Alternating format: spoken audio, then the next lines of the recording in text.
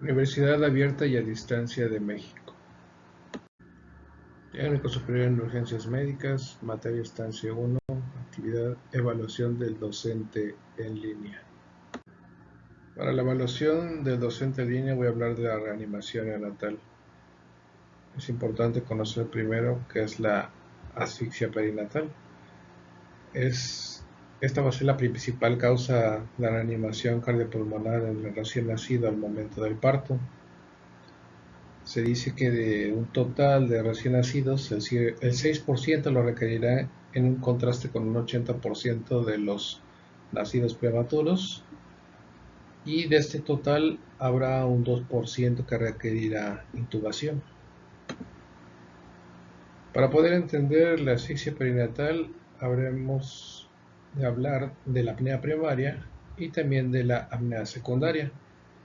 La apnea primaria, cuando existe anoxia, que es una disminución o una falta de oxígeno hacia el cerebro, habrá un incremento de la frecuencia respiratoria con una posterior apnea, la cual se va a acompañar de bradicardia, así como un aumento de la tensión arterial.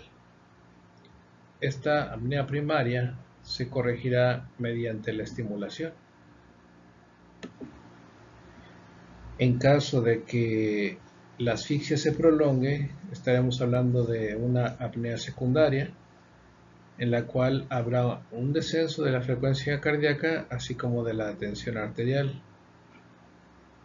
Para corregir esta apnea secundaria, tal vez sea necesario que se ejecuten maniobras complejas de reanimación. En el punto 2 de este cartel vamos a ver lo que son los factores de riesgo para desarrollar una asfixia perinatal. Encontramos de esta manera factores de riesgo prenatales y también factores de riesgo intraparto. Dentro de los factores de riesgo prenatales podemos encontrar enfermedades como la de diabetes materna, hipertensión arterial, enfermedades maternas crónicas a nivel cardiovascular, renal o pulmonar. También el tratamiento con algunos fármacos como el litio, el magnesio. Dentro de los factores de riesgo intraparto podemos encontrar a la cesárea urgente, una presentación anómala, un parto prematuro precipitado, prolapso de cordón, así como líquido amniótico teñido de meconio.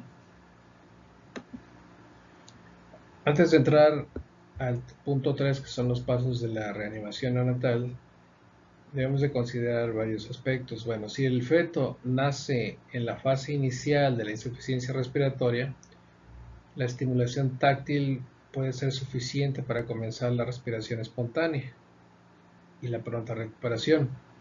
Sin embargo, si el feto nace en una fase posterior de la insuficiencia respiratoria, probablemente la estimulación no será suficiente y para recuperarse, el recién nacido requerirá de ventilación asistida. La reanimación neonatal será un proceso rápido que consiste en proporcionar calor, una correcta colocación de la cabeza y del cuello, de modo que las vías aéreas se encuentren abiertas, así como un correcto manejo de secreciones en vías aéreas de ser necesario. Y una parte importante también es el secado y la estimulación suave táctil. La reanimación neonatal es un proceso que va a iniciar entre el parto y el pinzamiento del cordón umbilical y se debe completar en un lapso de aproximadamente 30 segundos después del parto. Pero en cuanto al calor, el recién nacido se debe colocar bajo un calentador radiante para que mientras se realicen las maniobras de reanimación no se dé una pérdida de calor. Debe evitarse así la hipotermia, pero también debe evitarse el sobrecalentamiento. Durante la reanimación del recién nacido, así como durante su estabilización, la temperatura corporal se debe mantener entre 36.5 y 37.5 grados Celsius. El otro aspecto importante pues es el secado, pues aquí puede haber una pérdida de calor por evaporación. Entonces debemos de colocar al recién nacido sobre una toalla o una manta y secar suavemente todo el líquido que lo recubre.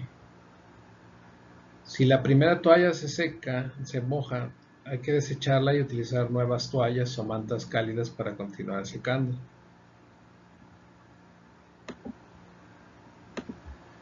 El otro punto es la estimulación del recién nacido.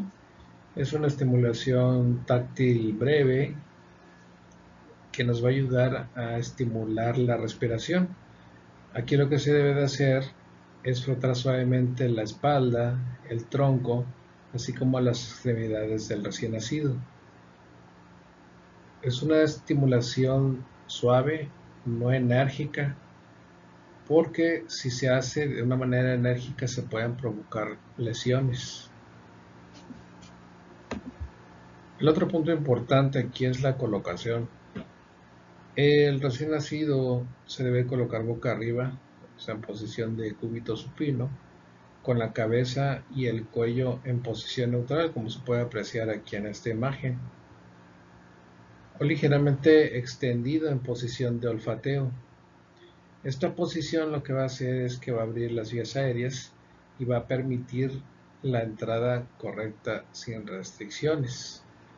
Hay que evitar que el cuello no se hiperextienda, asimismo que la flexión del cuello se encuentre en una posición correcta.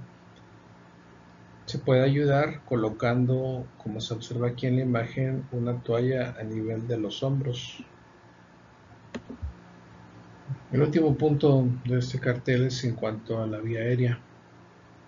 En caso de que existan secreciones en la vía aérea, va a ser necesario aspirar estas mediante una perilla de goma. En caso de que las secreciones no puedan aspirarse y el bebé o recién nacido inicie con dificultad respiratoria, será necesario aplicarle ventilación a presión positiva, como se observa en esta imagen.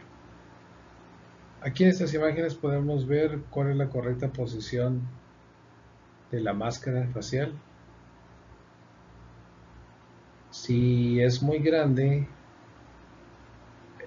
el aire que se introduce a las vías respiratorias no entrará correctamente y puede dañar incluso hasta los ojos. Y si es muy pequeña,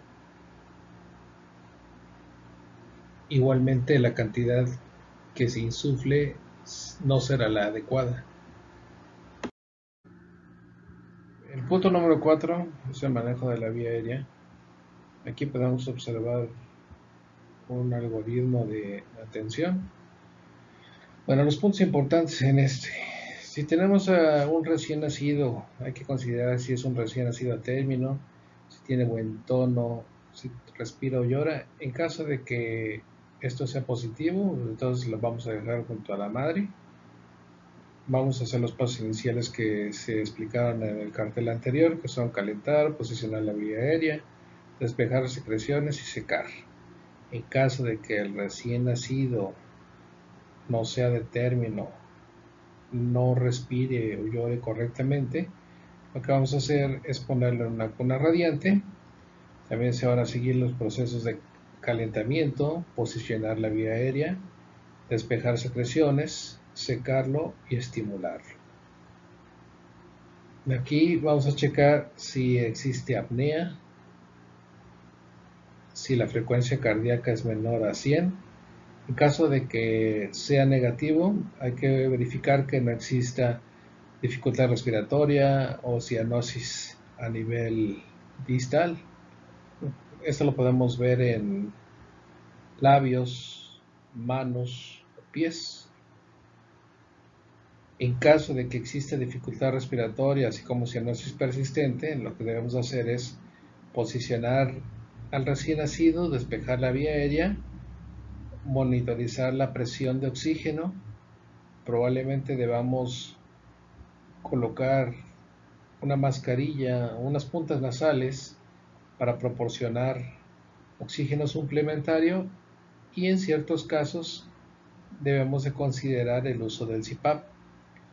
En caso de que la frecuencia cardíaca sea menor a 100 latidos por minuto, entonces aquí procederemos a dar ventilación con presión positiva y monitorizar la presión de oxígeno. Después de la monitorización del oxígeno y la aplicación de ventilación con presión positiva, debemos verificar la frecuencia cardíaca del recién nacido. Si esta es menor o si persiste y es menor de 100, debemos de verificar que existan movimientos óptimos en el tórax y corregir si es necesario. En este caso debemos ver si se considera la intubación o la colocación de una máscara laringea. Si el recién nacido a este punto tiene una disminución importante de la frecuencia cardíaca por debajo de las 60 latidos por minuto, aquí lo que se realizará es una intubación, así como compresiones torácicas.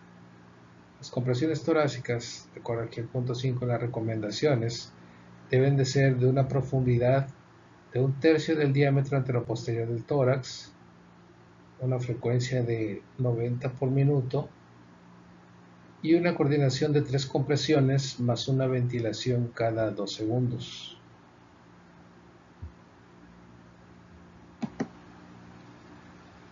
Si después de intubar y dar compresiones torácicas la frecuencia cardíaca no ha subido o persiste por debajo de los 60 latidos por minuto, entonces aquí lo que vamos a hacer es aplicar adrenalina en una concentración de 1 a 10,000.